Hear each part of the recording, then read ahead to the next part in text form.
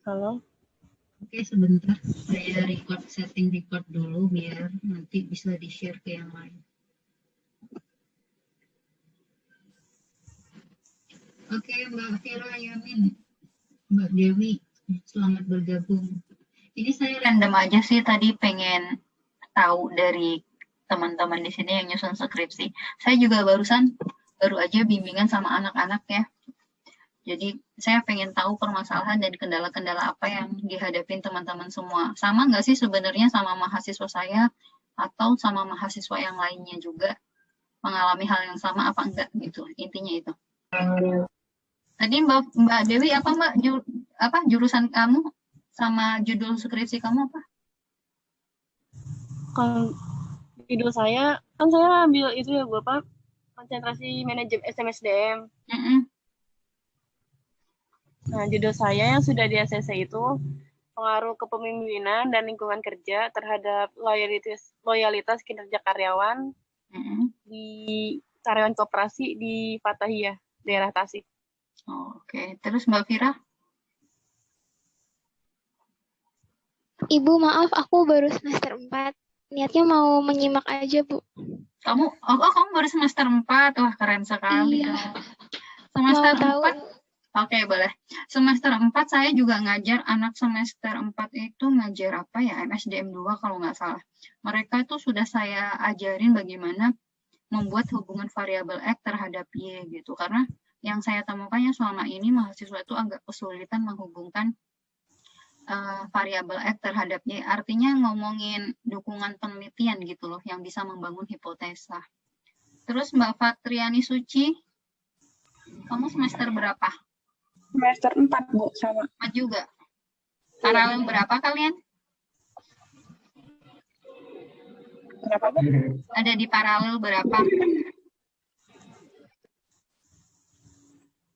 Kelasnya paralel berapa Mbak Vira sama Mbak Fatriani satu kelas? Aku ini Bu, kelas reguler B. Oh, reguler B. Saya kayaknya nggak pernah ketemu saudara di kelas ya. Pernah nggak kelasnya sama saya? Di semester 1, Bu. Ekonomi mikro. Oh, mikro ya. Oh, iya. Iya, Bu. Aku mohon izin ikut ya, Bu. Silakan. Makasih, Bu. Terus Mbak Dewi udah survei, Mbak? Kalau survei saya belum. Rencananya kan tadinya kan namanya hari ini. Tapi gara-gara salah satu karyawannya ada yang belum baru dari Tasik, jadi saya nggak bisa di Jakarta dulu kan. Pengen yang di cabang Jakartanya, tapi yang karyawannya itu baru pulang dari Tasik, jadi saya belum ketemu. Jadi rencananya insya Allah minggu depan. Ada penelitian. Emang ada permasalahan yang sesuai dengan variabel kamu? Coba Mbak ditulis Mbak variabel kamu di room chat biar saya nggak lupa. Di chatnya Bu? Di chat roomnya coba ditulis X1-nya apa, X2 apa, sama Y-nya.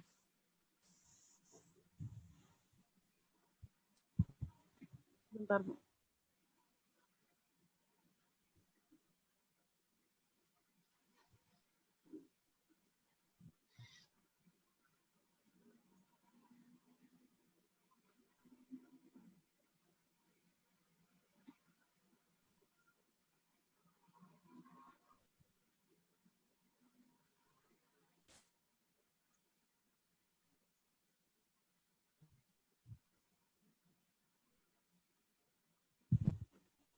Sudah saya kirim, Bu. Oke, kepemimpinan lingkungan kerja, loyalitas kerja karyawan. Kamu udah punya ini referensi jurnalnya, artikel? Udah, Bu. Saya udah ada beberapa, tapi buat yang jurnal internasionalnya saya belum ini, Bu, nemu. Kalau jurnal internasional nyari di ini, Mbak, di yang PNRI itu. Kayaknya kemarin saya udah share link ya. Saya kemarin baru jelasin di Sinta sih yang di YouTube itu ya. Kalau yang gitu. Itu baru Sinta. Tapi kalau untuk yang tapi kayaknya ada deh di variabel X Y itu saya jelasin juga gimana mencari jurnal internasional. Nyarinya di ini Mbak, kamu gabung jadi di di Perpustakaan Nasional Indonesia itu loh PNRI. Di sana kamu bisa Saya juga akses. udah pernah. Nah, Iya maaf Bu, sebelumnya saya juga udah pernah coba daftar ke Perpusnas. Nah itu tuh kayak ada masalah password apa-apanya gitu. Nah saya belum ke sananya lagi. Iya, Jadi saya nyoba-nyoba. Soalnya Iya itu salah password. di itu aja, di di reset aja kan, bisa reset dari email. Iya saya udah bisa tapi tetap nggak bisa juga. Makanya kayak mau saya langsung ke sana aja apa ya? Coba Soalnya aja kalau nggak bisa nggak ke gitu call aja. centernya. Iya, nanti coba saya ke sana juga. Mbak Fadila Cindy apa penelitiannya? Saya ke ini Bu, lebih ke pelayanan. Coba ditulis dong teman-teman yang baru join, X1-nya apa, X2-nya apa, Y-nya apa di kolom chat ini, chat kolom. Saya pengen lihat. Terus kalau kendalanya apa sih kalian itu kalau skripsi? Biasanya apa? Apa maaf Bu? Kendala waktu nyusun skripsi itu apa? Selain itu melakukan penelitiannya itu Bu, soalnya kan tempatnya agak jauh juga. Juga waktunya untuk kelas karyawan kan kadang suka bentrok tuh untuk ketemunya. Juga kayak buat nyari-nyari. Terus kenapa kamu penelitian di sana Mbak? Kalau jauh? Enggak, tadinya kan saya mau di Jakarta kan. Nah, tapi yang di Jakarta itu saya belum ketemu. Kali aja bisa yang buat di Jakarta aja. Tapi saya belum ngomong yang di Jakarta itu gara-gara dia masih di Tasik itu. Terus berarti ini kamu belum ada survei sama sekali ke lokasi? Belum, saya baru chat WA. Kalau sebelum ada survei, tapi memang bisa dipastikan di sana ada masalah terkait itu gitu? Insya ada Bu. Hah? Udah ada? Iya, saya udah nanya. Oke. Soalnya kalau semisal udah jauh-jauh di sana nggak ada masalah terkait itu kan ya sayang gitu. Kalau MSDM itu kan sebaiknya kamu prasurvei dulu gitu, tahu di lokasi penelitian itu ada masalah gitu. Kalau semisal nanti kayak case-nya dulu ada mahasiswa saya ya, bimbingan saya itu dia sudah menentukan lokasi, ternyata di lokasi tempat dia melakukan penelitian itu di sana permasalahan yang dia temukan itu tidak sesuai judul gitu. Terus saya sampaikan kalau semisal permasalahan di sana tidak sesuai judul yang kalian ajukan, berarti kan mau nggak mau kamu harus merubah judul atau mencari ini ya, lokasi penelitian yang baru yang sesuai dengan permasalahan penelitian kamu gitu. Silahkan ya kalau ada mau yang bertanya, feel free. Saya di sini punya waktu 30 menit untuk teman-teman semua, nanti kita bisa sharing-sharing. Bu, maaf sebelumnya saya mau tanya. Boleh. Itu kalau misalnya yang tadi itu yang kayak mahasiswa ibu itu yang ternyata permasalahan yang nggak ada di tempatnya itu untuk proses perubahannya itu kayak gimana ya Bu? Sudah berapa lama? Perubahan judul itu kan administratif ya, saya nggak tahu ya, mahasiswa sendiri yang ngurus ke TU gitu. Itu sih kalau sama saya biasanya ngurusin itu nanti aja gitu, seiring berjalan waktu nggak apa-apa gitu. Yang penting proposal dan penelitian kamu selesai dulu gitu. Tapi kalau memang udah fix proposalnya udah oke, semisal kamu mengajukan judul baru, biasanya nanti mahasiswa saya berikan paraf ya. Biasanya kan mereka menulis judul baru tuh di SK lamanya di belakang gitu. Kemudian saya paraf ACC untuk pergantian judul. Nanti mereka yang ngurus sendiri, ya kalian sendiri yang ngurus prosesnya kemana. Ke TU, pengajuan ke Kaprodi, saya nggak paham administrasinya gimana. Berarti kalau misalnya perubahan judul itu berarti nanti bikin proposal baru lagi Bu, sesuai judul yang diajukan? Kan tadi case-nya memang dia berubah karena judulnya ganti ya, pastinya proposalnya ganti. Kalau semisal dia nggak mau ganti judul, berarti ya mahasiswanya itu kan berarti harus cari lokasi penelitian yang berbeda kan? Yang artinya yang harus sama sesuai dengan permasalahan yang ada yang di judul mereka gitu, yang di judul mahasiswa ajuin tadi itu gitu. Baik. Kalau penelitian SDM itu enaknya berangkatnya dari masalah. Jadi tapi memang kalau di kampus kita kan ngajuin judul dulu kan. Iya, nah itu Bu. Nah, berarti harusnya mahasiswa itu harusnya survei dulu sebelum ngajuin judul. Jadi makanya kan ketika di kelas metodologi penelitian, di kelas seminar, itu kan sudah biasanya ya kalau di kelas saya, itu kan sudah saya wanti-wanti, coba dong prasurvei gitu.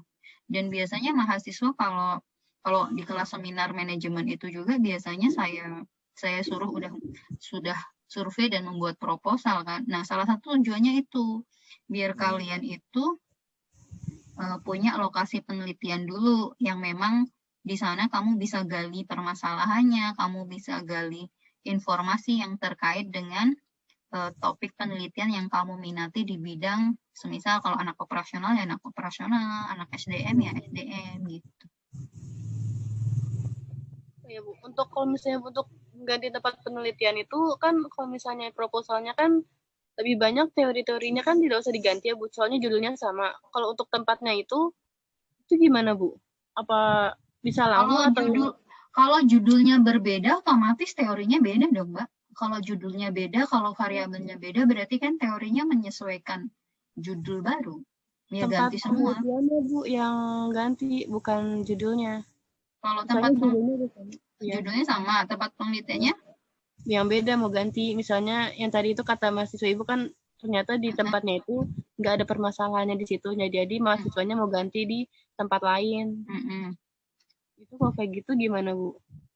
Ya nggak masalah kan, berarti cuma objek penelitiannya aja yang beda gitu. Semisal awalnya di PTX berubah menjadi di PTB gitu kan? Iya, berarti kalau kayak gitu nggak terlalu bermasalah ya Bu? Mungkin kalau judulnya aja tetap, kalau semisal PTX tadi disebutkan dalam judul, ya kamu harus ganti kan? Menyesuaikan dengan PTB yang saat ini kamu teliti gitu. Iya.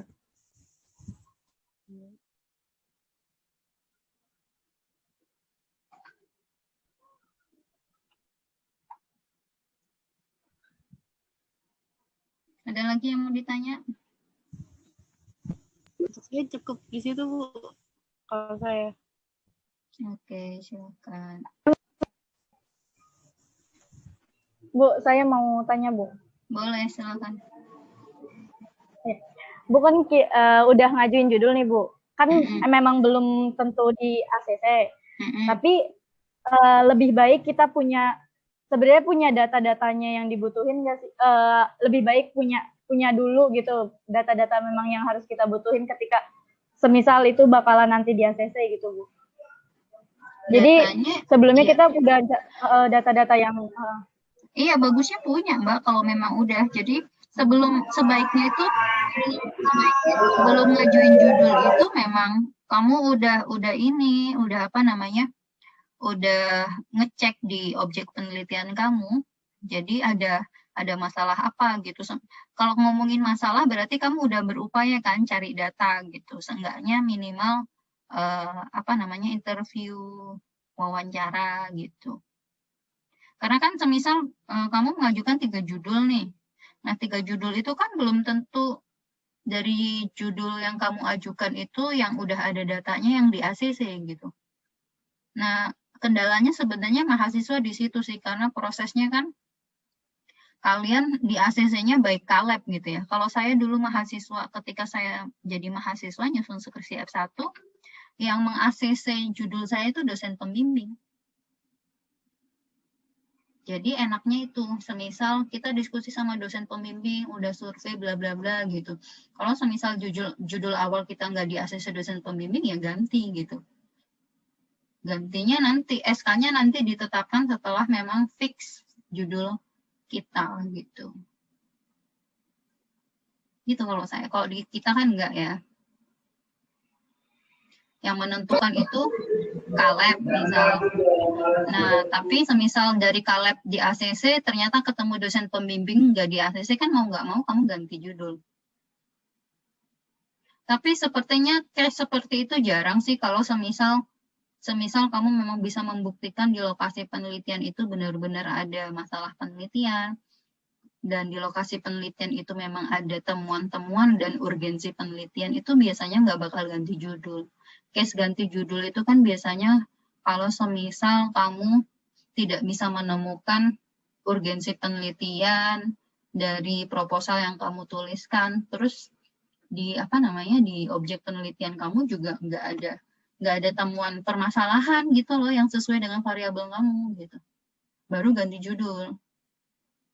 Atau kalaupun ganti judul, kalau saya biasanya gini, melihat mahasiswa ini berpotensi nih, ya, misalnya judul dia menarik tuh. Biasanya awalnya kan kalau mahasiswa hubungannya paling variabel X1 ke X2 gitu kan. Biasanya kan mahasiswa seperti ini nih. Judulnya paling X1, X2 terhadap Y. Biasanya kan gini. Nah, kemarin ada case mahasiswa saya, dia punya 3 variabel X2 seperti ini. Ternyata setelah saya telusuri, ini X3 ya berarti. X2 ini bisa menjadi mediasi. Nah, saya suruh ubah si mahasiswa tersebut, dan tentunya dosen kan akan melihat ya mahasiswa itu memiliki kemampuan atau enggak ya, dalam artian apakah kira-kira kalau misal diganti judul itu dia bisa mengerjakan dengan baik atau enggak gitu. Nah, kemarin itu akhirnya seperti ini X1, nah, berarti X3 kan tadi ya, X3 ini berubah jadi X2, terus X2-nya ini berubah menjadi Z mediasi, dan ini Y begini. Jadi penelitian dia seperti ini berubah. Jadi di sini ada mediasi atau intervening. Si mahasiswa, saya mengusulkan seperti itu kan, akhirnya mahasiswanya mau gitu. Oke, gitu. Saya menyampaikan, kamu mau nggak kalau ganti judul seperti ini gitu, karena saya rasa kamu sanggup nih buat seperti ini gitu. Sayang kalau semisal judulnya kamu cuman pengaruh X1, X2, X3 terhadap Y, sementara kamu bisa membuat sebuah kerangka konsep yang lebih menarik lagi, yaitu menggunakan mediasi. Ternyata mahasiswanya setuju dan mau gitu. Dan model anaknya juga yang model mau belajar gitu ya. Jadi akhirnya dia mandiri searching, cari-cari tentang mediasi. Saya hanya memberikan keyword, misalnya kamu searching di YouTube, ini keywordnya. Kemudian kamu cari artikel ini. Mungkin saya beberapa ngasih contoh artikel yang memang ada mediasinya gitu.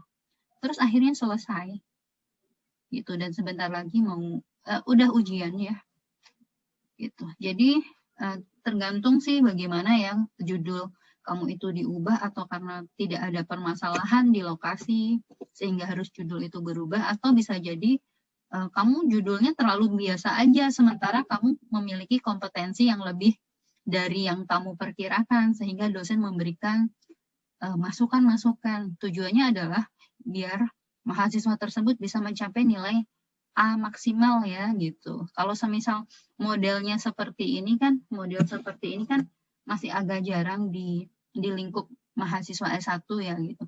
Kalau semisal jarang dan kamu bisa menjelaskan dengan baik, kamu bisa meneliti dengan baik, potensi untuk mendapatkan nilai A tentunya peluangnya lebih gede gitu. Ada lagi yang mau ditanya? Assalamualaikum Ibu. Waalaikumsalam. Bu, saya kan ingin meneliti tentang manajemen pemasaran, Bu. Nah, saya sudah mengajukan judul itu, objek penelitiannya e-commerce, kepuasan konsumen e-commerce Shopee, Bu. Nah, berdasarkan referensi yang sudah saya lihat, berdasarkan kakak tingkat kan juga pernah ada Bu yang melakukan penelitian tentang e-commerce, yaitu Lazada. Nah, sedangkan saya agak bingung Bu yang dimaksud dengan permasalahan itu seperti apa. Kalau berdasarkan referensi yang saya lihat di skripsi yang kakak tingkat itu kan Lazada itu permasalahannya mengalami penurunan pengguna Bu, pengguna aplikasi Lazada. Sedangkan objek penelitian yang saya ingin teliti ini, Shopee ini hanya berdasarkan keluhan-keluhan konsumen, Bu. Nah, variabel Y-nya ini kan kepuasan konsumen. Maksud saya, bisa nggak sih, Bu, dengan berdasarkan data-data keluhan konsumen yang saya dapat dari internet, gitu, itu bisa nggak sih, Bu, sebagai acuan permasalahan dari penelitian saya, Bu? Atau memang yang dimaksud dengan permasalahan? Bisa. Jadi gini, tadi Lazada kan udah konkret ya, jelasnya ada penurunan aplikasi. Iya. Kalau semisal kamu, berarti pertanyaan saya, kalau saya sebagai pengujinya, saya akan bertanya seperti ini. Kenapa kamu memilih Shopee? Kenapa nggak memilih Tokopedia? Kamu udah bisa jawab itu belum? Saya tertarik karena Shopee memang kan berdasarkan penelitian dia merupakan nomor 1 ya Bu, e-commerce yang nomor 1 yang paling banyak sekarang, yang paling di Indonesia. Tapi dia juga ada penelitian yang menyebutkan bahwa dia itu justru ratingnya yang paling ini karena berdasarkan keluhan-keluhan konsumen yang banyak itu Mbak, itu tadi dari 2 penelitian itu kamu gabungkan. Itu bisa menjadi temuan, menjadi gambaran permasalahannya, bisa. Bisa ya Bu, jadi nggak hanya nanti, permasalahan itu.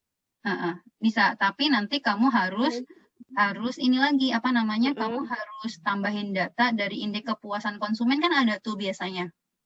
Indeks kepuasan konsumen. Nah, kamu cari data dari indeks kepuasan konsumen di e-commerce itu, di Shopee ini harusnya lebih rendah dibanding yang lain biar itu ada permasalahan gitu. Kalau enggak pun semisal indeks kepuasan konsumennya tinggi, tapi kenapa hasil penelitian sebelumnya menyatakan ada tingkat kepuasan yang menurun gitu. Itu bisa jadi alasan penelitian. Terus ada temuan data apa lagi? Berarti enggak, saya ragunya karena saya agak rancu yang dimaksudkan permasalahan itu hanya berupa kayak penurunan penjualan kayak gitu-gitu. Sedangkan saya kan ingin meneliti tentang kepuasan konsumen. Jadi data keluhan itu bisa sih. Saya agak bingung di situ karena referensi yang berdasarkan yang skripsi yang kakak tingkat dari Lazada itu dia ada penurunan. Sedangkan kalau Shopee itu memang dia kan datanya naik terus per tahun sampai per 21 ini malah dia jadi top brand di e-commerce yang lainnya. Tapi saya ingin meneliti dengan banyaknya keluhan konsumen itu sebenarnya bisa apa tidak gitu Bu. Saya takutnya saya sudah menentukan objek penelitiannya justru malah itu maksudnya bukan dianggap sebagai suatu permasalahan untuk diteliti gitu Bu.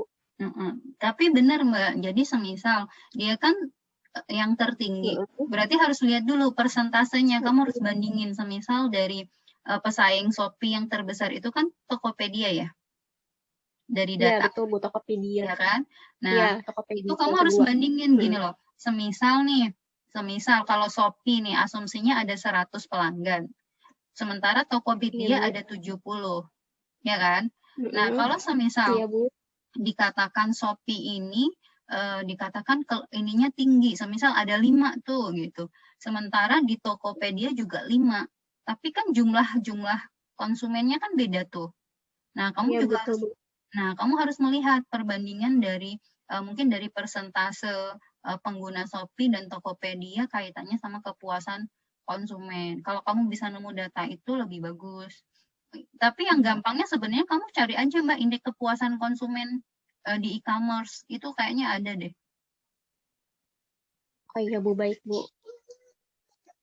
Dan kalau semisal memang tadi ada riset yang dari riset si A sama riset B hasilnya berbeda, ini kayaknya sudah saya jelasin deh Mbak di video saya sebelumnya, nanti kamu bisa akses ya. Itu semisal kalau penelitian A hasilnya begini, penelitian B hasilnya begitu, berarti kan beda tuh. Sementara untuk objeknya adalah sama dan variabelnya adalah sama. Nah, itu bisa Mbak menjadi alasan penelitian, ada gap di situ namanya. Oke Bu. Oh iya deh Bu, terima kasih ya Bu. Oke. Yang lain ada?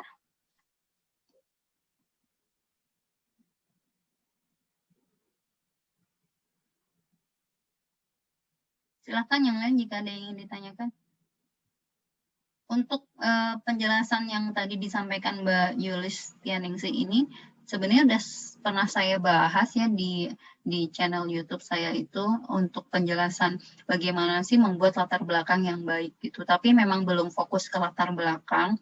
Tapi kalau nggak salah di ini ya, di revisi versus skripsi atau di di teknik mengajukan judul skripsi cepat ACC. Pokoknya antara dua itu karena saya belum banyak membahas tentang skripsi karena memang baru ya, saya tujuannya kan juga membuat forum ini dan membuat diskusi ini, saya pengen bikin materi ya yang berdasarkan sama permasalahan-permasalahan yang kalian hadapi kan. Karena kalau dari ke tahun itu sebenarnya permasalahan atau kendala yang dihadapi mahasiswa itu sama gitu loh. Jadi pengennya nanti kalau semisal saya udah buat penjelasan di channel saya itu kan next kalau semisal ada pertanyaan yang sama saya tinggal ngasih link gitu ya. Jadi nggak perlu menjelaskan ulang lagi gitu. Jadi silahkan kalau memang ada pertanyaan, ada poin-poin apa yang mau ditanyakan silahkan. Di sini saya sedang menggali data ya, menggali informasi terkait apa sih sebenarnya yang dihadapi mahasiswa kaitannya sama kendala-kendala dalam penyusunan skripsi, pengambilan data, dan lain-lain.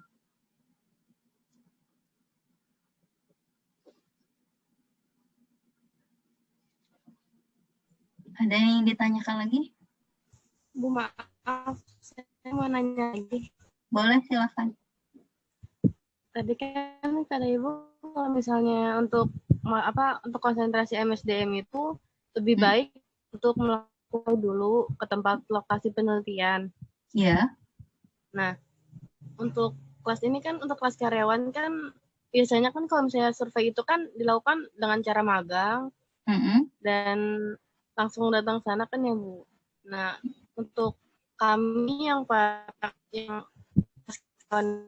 mayoritas kerja itu lebih baik gimana ya Bu? Saran Ibu gitu. Kenapa kamu nggak penelitian di lokasi kerja kamu, Mbak?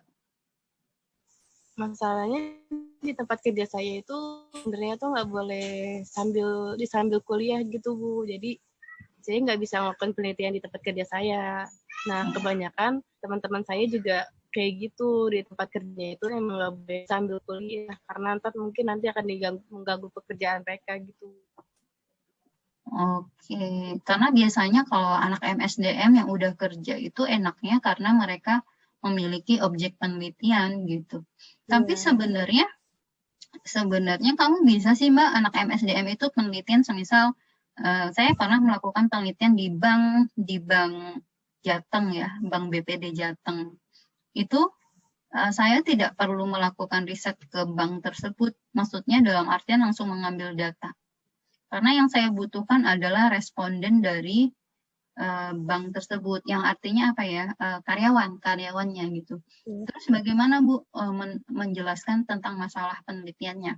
Nah, masalah penelitiannya ini atau urgensi penelitiannya ini saya ngambil dari gap riset secara generalnya. Kemudian saya mengerucut ke bank. Jadi ada permasalahan, ini bukan permasalahan ya, ada fenomena di sana. Fenomena kaitannya sama bukan kebetulan waktu itu saya lagi penelitian turnover intention ya. Jadi ada fenomena di mana karyawan itu banyak yang keluar dari perusahaan gitu ya. Kemudian ada dukungan-dukungan riset yang mendukung juga bahwasanya kalau semisal karyawan ini keluar dari perusahaan itu kan akan mengganggu stabilitas, produktivitas, dan tentunya tujuan perusahaan juga bisa terganggu kalau semisal karyawan-karyawan yang potensialnya ini pindah dari perusahaan itu gitu. Nah, saya mengambil secara umumnya seperti itu bisa juga Mbak, tapi didukung dengan penelitian-penelitian atau tadi dengan adanya gap riset antara hasil penelitian A sama penelitian B. Kemudian saya mengambil, kenapa kok milihnya Bank BPD Jateng tadi yang diceritain sama Mbak Yulistianingsih tadi.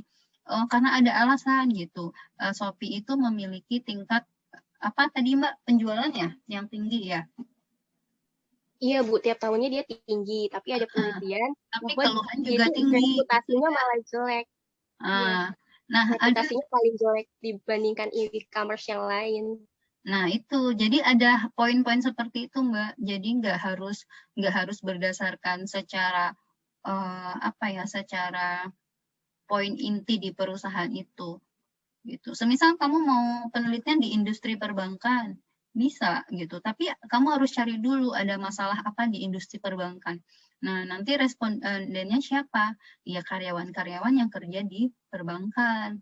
Jadi nanti kamu baca deh tentang sampel, kan ada tuh kriteria sampel kan, kriteria respondennya nanti siapa, usia berapa. Nah, kamu cari tahu dasarnya itu gitu. Jadi kenapa sih? Semisal gini, Mbak Yulistia tadi kan mau meneliti di Shopee. Respondennya berarti siapa? Ya seenggaknya orang yang udah pernah belanja di Shopee gitu. Kalau nggak pernah belanja di Shopee, ya gimana? Dia mau memiliki pengalaman terkait kepuasan dia belanja di Shopee gitu loh. Sebenarnya MSDM juga bisa seperti itu. Yang penting kamu bisa menjelaskan. Jadi kalau MSDM mau prosesnya nggak harus di satu bank ataupun di satu perusahaan itu, kamu cari aja report-report dari konsultan-konsultan. Tapi memang rata-rata di situ ini ya dari luar. Dari Gallup itu misalnya, dari Gallup, dari saya biasanya nyarinya di HR Today ya, di HR Today. Kemudian dari Glean, ngambil report-report dari hasil surveinya mereka, itu nanti bisa kita gali, menemukan permasalahan apa gitu. Sepertinya dulu saya pernah ngajar di seminar atau di kelas MSDM, di kelas karyawan, itu saya jelasin itu. Bahwasanya ada perpindahan karyawan yang memilih dari industri A ke industri B, itu kan bisa menjadi fenomena, Mbak. Bisa menjadi alasan untuk melakukan penelitian. Yang penting datanya ada, kemudian yang penting hasil penelitian sebelumnya ada yang bisa menjadi dukungan penelitian kamu saat ini. Gitu. Ada gambaran nggak kira-kira Mbak Dewi? Iya ada. Ya makasih Bu. Oke. Silahkan yang lain jika ada. Bu, saya mau nanya. Boleh, silahkan. Assalamualaikum, Bu, saya mau nanya. Waalaikumsalam. Silakan, Umar. Ya kan di sini kan saya kan kerja di PT nih Bu. Kan saya nyari permasalahan ada, tapi ternyata dari perusahaannya nggak ngasih datanya. Ya susah Terus dong. Kamu penelitian apa? Aku penelitian turnover retention. Ya itu kalau semisal nggak ada datanya ya nggak bisa dong kamu neliti itu. Iya, tuh saya kan teman saya kasih saran di gua kan ada resort sama hotel baru. Jadi baru 2 tahun ini kayak karyawannya tuh ada permasalahan di kepuasan kerja sama gajinya sedang ya. Duh, suara kamu putus-putus di saya. Coba diulang. Teman saya nyaranin di perusahaan dia sama hotel yang baru di daerah Bogor. Ya, kalau boleh gitu. Tapi saya judulnya ngajuin judul yang gimana dong? Ya itu tadi yang saya bilang. Ya memang resikonya gitu kalau semisal perusahaan nggak mau mengeluarkan data, ya kamu nggak bisa lanjut penelitian di situ. Akan kesulitan. Mau nggak mau kamu harus pindah perusahaan. Nah, kalau pindah perusahaan ternyata permasalahannya nggak sesuai sama judul kamu, ya mau nggak mau juga kamu harus ganti judul. Memang itu salah satu kendala dari penelitian skripsi itu. Makanya kan saya bilang, survei dulu, kemudian pastikan dulu apakah perusahaan itu mau mengeluarkan data dan seterusnya. Saya pernah ada case juga ya, mahasiswa saya dia udah di ujung tanduk nih, mahasiswa udah mau DO, dia penelitian di salah satu bank swasta, di mana dia kerja sebenarnya. Nah, dia udah dengan percaya diri tuh, karena memang dia kerja di situ, dia mengajukan penelitian, ternyata datanya nggak diizinin, nggak dikeluarin sama atasan dia, sama direksi. Jadi akhirnya ini, dia mau nggak mau harus ganti perusahaan. Ganti perusahaan yang punya permasalahan yang sama, biar judulnya nggak berubah, atau ganti perusahaan, tapi ternyata di lokasi penelitian baru ini, permasalahannya beda, ya mau nggak mau kamu harus ganti judul. Gitu. Itu opsinya sih biasanya. Nah, kan belum ada feedbacknya nih ya Bu dari Bu Berry. Kira-kira saya bisa kontak dia nggak minta ganti judul Bu kira-kira? Ya nunggu feedback dong. Kalau kayak gitu kan nunggu persetujuan Dosbing. Kamu diskusi dulu, ceritain ada masalah apa. Kok kamu turnover intention Bu Berry sih, Bibi? Maksudnya itu buat judul skripsi, judul bukan itunya. Ya kalau itu kan ya nggak apa-apa, berarti kamu tinggal ambil aja berkas lagi, berkasnya belum di ACC ya berarti tinggal ini dong, ambil berkasnya ngajuin judul baru. Kecuali kalau berkasnya udah di ACC kan ada kemungkinan udah di SK-kan. Oh, berarti saya nge-email ulang lagi aja ya, Bu? Iya, bisa. Tapi tergantung kamu komunikasi aja sama Kalebnya. Oh gitu ya. Soalnya saya bingung nih Bu, waktu awal perusahaan tuh ngasih ya kami siap, tapi pas kemarin-kemarin saya pastiin kata dia nggak bisa, sampelnya terlalu banyak gitu. Yang saya Sampelnya minta terlalu banyak. Maksudnya data yang saya minta agak lebih apa ya? Datanya terlalu nggak bisa dibuka oleh umum gitu Bu. Kayak Kalau perusahaan enggak, terbuka. kamu yakinin aja ke perusahaan, ini hanya untuk kepentingan skripsi. Nanti nama perusahaan bisa disamarkan menggunakan PT XYZ. Kamu punya apa ya, kayak kontrak gitu, pernyataan buat ke perusahaannya, coba bilang ke situ. Biasanya boleh. Dulu juga ada case-nya ya, mahasiswa saya kerja di apa ya, di Nutrifood kalau nggak salah itu dulu bimbingan saya. Awalnya nggak diizinin kan karena ada kekhawatiran mungkin publikasi dan segala macamnya kaitannya nama baik perusahaan. Kemudian saya bilang, ya udah coba kamu yakinin perusahaan buat surat pernyataan bahwasanya data-data yang kamu ambil dari perusahaan itu hanya untuk keperluan skripsi dan hanya untuk publikasi internal di kampus, tidak untuk dipublikasikan keluar gitu. Dan nama nanti disamarkan gitu.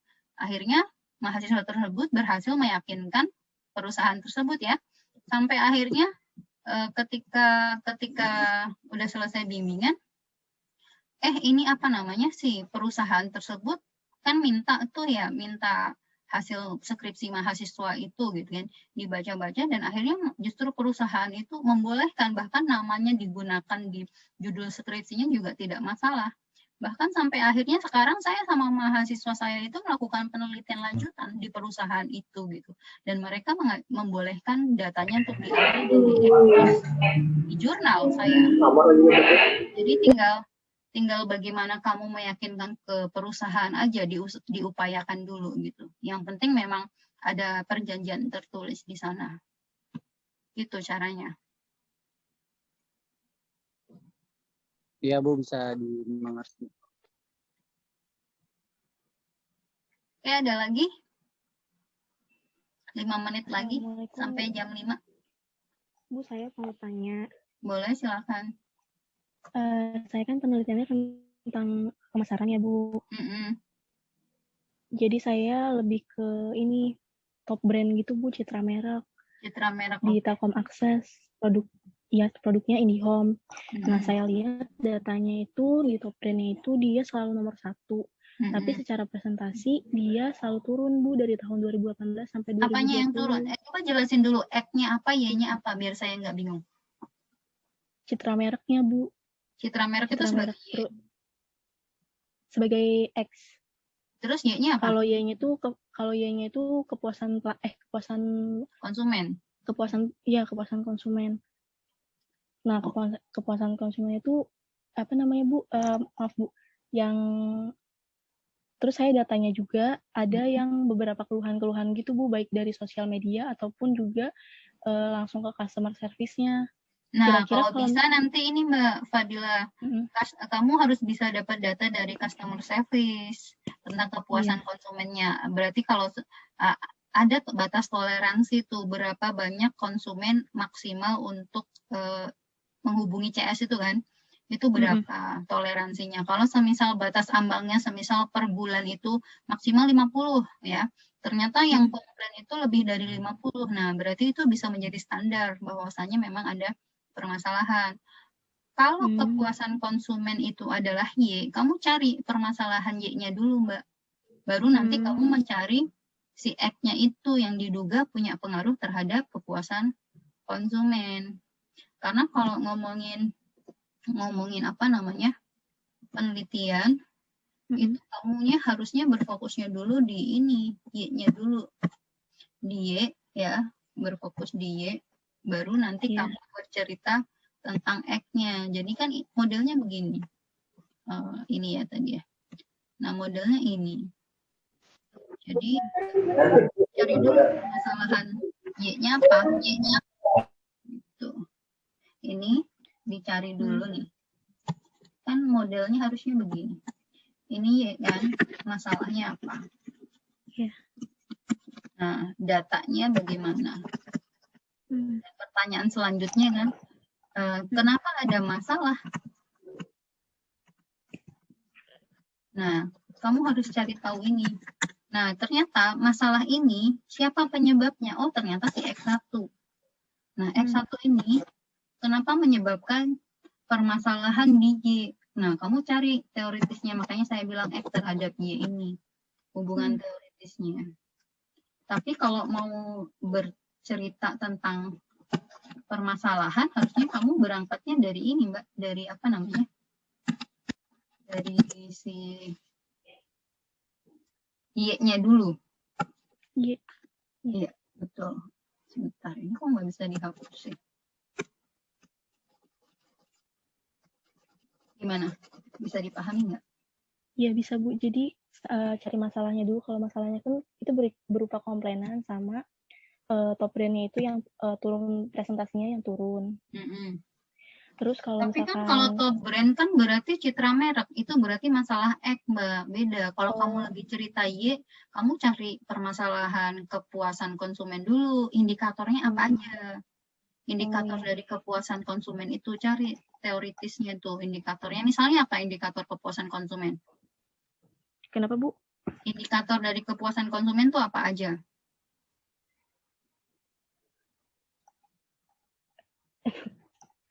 Tadi dulu, maaf. Nah, itu yang harus dipahami dulu. Jadi teorinya dilihat yang sebagai acuan. Jadi kepuasan konsumen itu apa aja? Ya, jadi gini, kepuasan konsumen itu bisa dilihat dari sisi mana aja. Nah, itu yang tadi. Kalau secara teoritis berarti sebagai indikator itu tadi. Nah, kamu cerita fokus di situ dulu. Baru nanti ngomongin brand tadi, jangan langsung ke brand karena brand itu tadi yang diduga punya pengaruh terhadap kepuasan konsumen tadi, terhadap Y kan. Nah, brand itu tadi penurunan brand itu juga masalah. Nah, justru bagus. Berarti ada penurunan brand itu, berarti kamu harus tinggal nyari teorinya. Siapa yang bilang bahwasanya brand ini punya pengaruh terhadap si kepuasan konsumen. Citra merek ini ternyata punya pengaruh loh. Nah, kalau semisal citra mereknya jelek, pengaruh juga terhadap kepuasan konsumen juga semakin menurun.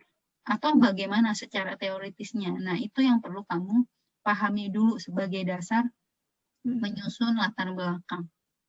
Oke, baik. Terima kasih banyak, Bu. Bisa dipahami. Terima kasih. Oke, yang lain? Cukup? Bu Umar mau nanya lagi. Boleh, satu pertanyaan lagi, Ibu, Umar. saya mau nanya lagi dong, Bu. Iya, Bu. Boleh. Umar apa Umar? Ini Bu, saya mau memahami yang dari penghubung X ke Y. Umar, suaranya nggak jelas, Umar. Titi dulu deh. Suara Umar nggak jelas, di mute dulu, Umar. Tolong, berisik. Ibu, saya mau tanya, kalau kan saya udah ngajuin judul nih, nah terus saya juga udah dapat objek penelitiannya, terus saya dapat datanya juga. Nah sebenarnya data yang saya cuma dikasih data absensi. Sebenarnya kalau dari MSDM data absensi itu banyak nggak sih Bu yang bisa dijadikan penelitian? Soalnya yang saya lihat cuma dapatnya yang kayak kepuasan kerja, terus kepuasan kerja, kinerja gitu-gitu doang Bu. Menurut saya juga kurang yakin ya Bu kalau judul saya di ACC, karena itu menurut saya judulnya terlalu yang biasa banget gitu Bu. Sebenarnya kalau data absensi masih bisa dijangkau lebih luas lagi nggak sih Bu? Nah, ya tergantung. Data itu kan menyesuaikan variabel kamu, Mbak. Kalau semisal kamu mau menyesuaikan, jadi gini, kalau semisal kamu udah punya data absensi, berarti yang berkemungkinan variabel yang berkaitan dengan absensi ini apa? Kan gitu. Kalau semisal kamu tadi bilang paling-paling Bu berkaitan sama disiplin kerja, berkaitan sama disiplin kerja, kemudian paling berkaitan sama motivasi. Itu judulnya pasaran dan kemungkinannya nggak di ACC. Betul. Makanya kamu cari data yang lain yang memang sesuai dengan variabel kamu. Tadi kan saya bilang nyari data itu nggak harus dari perusahaan. Ngomongin apa ya, kayak urgensi penelitian atau pentingnya sebuah penelitian, kenapa harus melakukan penelitian itu, kamu bisa mencari dari tadi gap riset yang dijelasin Mbak Yulis tadi, antara hasil riset A sama hasil riset B. Atau kamu juga bisa mencari dari fenomena. Cari dong di portal-portal HR. Ada fenomena apa saat ini? Saya contohin misalnya. Saya ini tesis saya ya dulu. Jadi saya tesis itu 2013. Saya tesis itu 2015. Nah, 2015 kemudian dulu itu ada sebuah artikel penelitian yang berkata seperti ini, yang menyatakan seperti bahwasanya pada tahun 2020 nanti akan ada kekurangan tenaga kerja di pasar tenaga kerja Indonesia. Jadi, dan itu didukung juga sama data di ILO, International Labour Organization itu ya. Jadi ada peneliti si A bilang bahwasanya nanti tahun 2020 nih perusahaan di Indonesia ini bakalan kekurangan tenaga kerja potensial. Dan ternyata laporan dari ILO juga bilang bahwasanya tenaga kerja nantinya di Indonesia ini bakalan menurun, yang artinya dari sisi potensialnya ya, bukan hanya sekedar karyawan. Karena apa? Ternyata jumlah lulusan yang semakin tinggi, jadi setiap tahunnya tuh lulusan itu banyak banget, tapi ternyata lulusan yang diluluskan sama universitas ini itu tidak memenuhi standar kebutuhan dari perusahaan. Itu udah fenomena. Nah, saya risetnya itu 2016, berarti itu kan prediksi di tahun 2020. Nah, kamu bisa tuh dari prediksi artikel di tahun 2015 itu, sekarang 2020 bahkan udah berlalu. Kamu bisa cari kondisi tahun 2020 ini bagaimana sih? Apakah benar perusahaan di Indonesia itu kekurangan tenaga kerja potensial? Atau apa? Oh, ternyata ada COVID. Gitu. Apa ini isu apa yang bisa diangkat sebagai riset MSDM gitu. Jadi nggak melulu tentang data dari perusahaan, jadi kamu bisa melihat dari berbagai perspektif fenomena yang ada di ini ya, di dunia ya. Itu ya teman-teman, jam 5 sudah berlalu lewat 7 menit, mungkin next kita bisa diskusi lagi. Insya Allah nanti kalau saya ada waktu kayak tadi ya, spontan gitu, nanti saya infokan di grup. Nanti silakan diisi ya link yang bukan kemarin, yang tadi saya share, coba diisi, kamu bercerita tentang kendala-kendala, permasalahan apa yang kamu hadapi saat menyusun skripsi. Jadi nanti ada info timbal balik gitu dari saya dan untuk kalian juga, dan dari kamu untuk saya. Gitu ya. Terima kasih untuk hari ini. Selamat menunggu berbuka puasa. 1 jam lagi kita beribadah. Terima kasih sudah join. Wassalamualaikum warahmatullahi wabarakatuh. Terima kasih banyak, Bu. Oke. Waalaikumsalam warahmatullahi wabarakatuh. Saya close ya.